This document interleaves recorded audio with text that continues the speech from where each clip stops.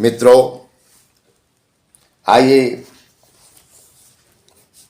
आज हम उन क्रांतिवीरों की जीवन गाथा पर कृतज्ञतापूर्ण स्मरण करते हैं जिन्होंने इस राष्ट्र को स्वतंत्र बनाने के लिए अपने जीवन की आहुति देकर आज हमें ये गौरव प्रदान किया कि हम स्वतंत्र हैं और निरंतर प्रगति करते हुए विश्व में अपनी उपलब्धियों का मान निरंतर बढ़ाते जा रहे हैं। ऐसे ही एक महान क्रांतिकारी हुए हैं ऊधम सिंह। सरदार ऊधम सिंह के विषय का नाम तो हम सब लोगों ने बहुत सुना है, किंतु उनके बारे में जानकारी शायद बहुत कम लोगों को है। ये दुर्भाग्य है हमारा कि योजनाबद्ध षड्यंत्र के रूप में हमें अपने गौरवमयी इतिहास से दूर रखा गया और छुटपुट नाम तो हम जानते हैं किंतु उनके विषय में विशेष नहीं जानते। इसी कारण ना हम उनसे प्रेरणा ले पाते हैं और ना अपने जीवन में राष्ट्रीयता की प्रचंड भावना जागृत कर पाते हैं। यही शायद षड्यंत्र रहा है कुछ लोगों का।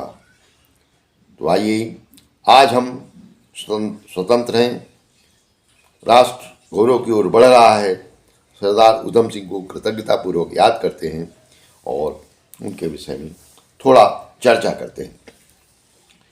आप सभी जानते हैं 1918 को जलियांवाला बाग में कितने ही निरपराध भारतीयों की चारों ओर से गोलियां चला करके हत्या कर दी गई थी। उस समय माइकल ओ डायर पंजाब का गवर्नर था और ये दानवीय कृत्य उसी के आदेश से हुआ था। कितने ही व्यक्ति मारे गए, कितने ही घायल हो गए और उस भीड़ में एक बालक भी था, 12 वर्ष की। उस बालक सरदार ऊधम सिंह गोलियां चलाने वालों पर बहुत ही क्रुद्ध हुआ और उसने वही प्रतिज्ञा की, मैं भी इनको मारूंगा। प्रतिशोध की ये अग्नि उसके हृदय कुंड में लगातार 22 वर्षों तक जलती रही। हर समय उसको यही लगता रहा कि मुझे उस हत्यारे को दंड देना है जिसने मेरे भाइयों को इस प्रकार गोलियों से भूनकर रख दिया। पढ़ाई लिखाई का क्रम प्रारंभ हुआ। ऊधम सिंह इंजीनियर बना, मेधावी थे और किंतु अपने दैनिक कृत्य करते हुए, पढ़ते लिखते वे अपनी उस प्रतिज्ञा को नहीं भूल पाए और एक ही प्रयास था कि ओ डायर से हमें बदला लेना है और इस आस में थे कि वो भारत आए और हम उनको प्राण दंड दें। किंतु काफी समय बीत गया और ओ डायर भारत नहीं आया। तब ऊधम सिंह अपनी प्रतिज्ञा पूर्ति के लिए आगे पढ़ने का बहाना बनाकर इंग्लैंड गए। उस समय इंग्लैंड के देशभक्तों का एक अच्छा संगठन हो चुका था। ऊधम सिंह इसी घात में रहता कि कब ओ डायर से भेंट हो और वह किसी सार्वजनिक आयोजन में आए। 13 मार्च 1940 को वह अवसर आया जब वो दिन भारतीय गौरव की दिनों में चिरस्मरणीय रहेगा और जिस दर्द को, जिस संकल्प को अभी तक ऊधम सिंह जी रहे थे उसे पूर्ण करने का अवसर आया। लंदन के कैक्सटन हॉल में रॉयल सेंट्रल एसोसिएशन सोसाइटी व ईस्ट इंडिया एसोसिएशन के संयोजन में एक सार्वजनिक सभा हुई। उसमें सर माइकल ओ डायर का भी भाषण होना था, जिसकी पूर्व सूचना प्रसारित कर दी गई थी। सरदार ऊधम सिंह को लगा कि अब ये अपने स्वप्न को, अपने प्रतिज्ञा पूर्ति का ये श्रेष्ठतम अवसर है।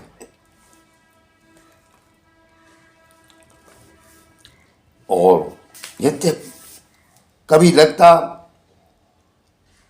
उधम सिंह को कि किसी का प्राण हरण क्यों किया जाए, किंतु दूसरे ही क्षण राष्ट्रीय गौरव उसके अंदर जाग उठता और यही कहता कि भारतवर्ष में इस प्रकार नृशंस कार्य करने वालों को दंड देना ही चाहिए। उधम सिंह उस सभा में जाकर मंच के सामने वाली कुर्सी पर बैठ गए और माइकल ओडायर जैसे ही भाषण देने खड़े हुए वो अपने स्थान से उठ खड़े हुए और अपने रिवाल्वर का निशाना बनाकर सरदार ने 3 वार किए। ओडायर वहीं धराशायी हो गया और उसका प्राणांत भी हो गया। 2 अन्य व्यक्ति भी बाल बाल बच गए। सरदार उधम सिंह ने अपनी गिरफ्तारी दे दी और जेल भेज दिए गए। और किंतु उनके हृदय से एक बहुत बड़ा बोझ हट गया, क्योंकि चिर प्रतीक्षित जो प्रतिज्ञा थी उनकी पूर्ण हुई। न्यायालय ने उन्हें मृत्युदंड की सजा देगी, ये निश्चित था, किंतु ये गौरव की मृत्यु थी।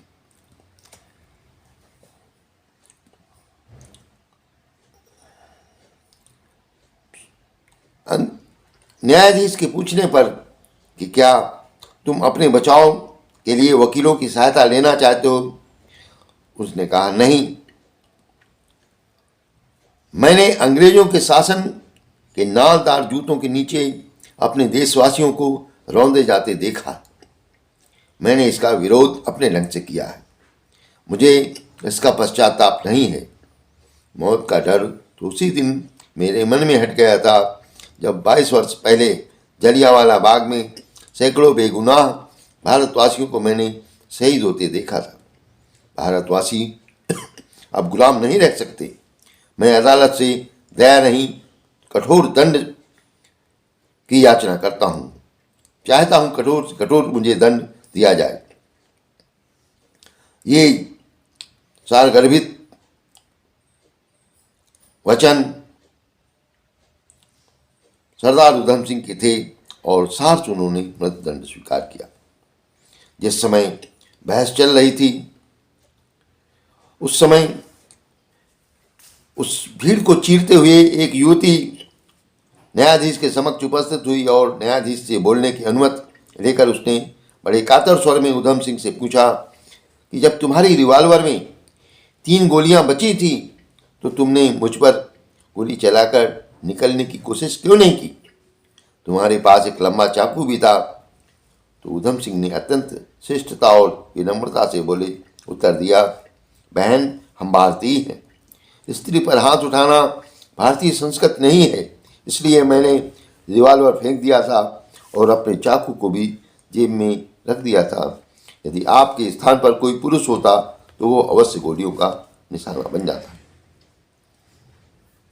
और ये उनकी हृदय की में पल रहे भारतीय संस्कृति के प्रति सम्मान और संस्कारों का प्रतीक था। पूरी सुनाई के बाद न्यायालय ने उधम सिंह को मृत्युदंड सुनाया और 12 जून 1940 को उस नरनाहर ने वीर सरदार उधम सिंह ने प्रसन्न चित्त से वंदे मातरम कहते हुए फांसी का हार अपने गले में पहन लिया। और इस प्रकार क्रांति की वह चिंगारी जलाई जो एक मसाल बन करके जाने कितने युवकों को प्रेरणा दे गई और उन्हें भी क्रांति के पथ में लाने को पर चलने को बाध्य कर दिया। हम सब नतमस्तक होकर के भाव भरे हृदय से उधम सिंह को सादर प्रणाम करते हैं और आश्वासन हमें देना चाहिए कि उनका बलिदान व्यर्थ नहीं जाएगा। राष्ट्र को हम श्रेष्ठतम गौरव की ओर ले जाएंगे। धन्यवाद मित्रों। इस संदर्भ में कृपया अपने कमेंट भी अवश्य दें और चैनल को सब्सक्राइब करें, वीडियो को लाइक करें। बहुत बहुत धन्यवाद। कृपया चैनल को लाइक, सब्सक्राइब और शेयर अवश्य करें। धन्यवाद।